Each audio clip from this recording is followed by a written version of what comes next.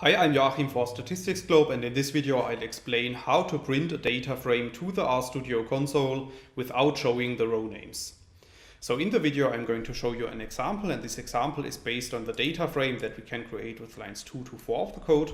So if you run these lines of code, you can see that at the top right of RStudio a new data frame object appears, which is called data. And if we want to print this data frame to the RStudio console with the default specifications, then we can just execute the name of our data frame as we do in line 5.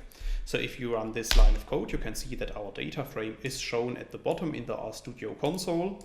And you can also see that the row names of our data frame are displayed.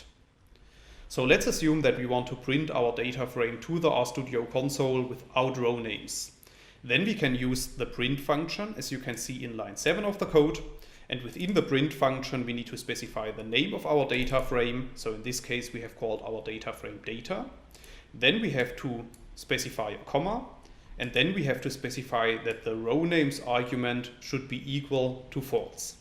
So if you run line 7 of the code, you can see that our data is printed again. However, this time, no row names are displayed. So in this short video, I have shown you how to print a data frame to the RStudio console without displaying the row names of this data frame.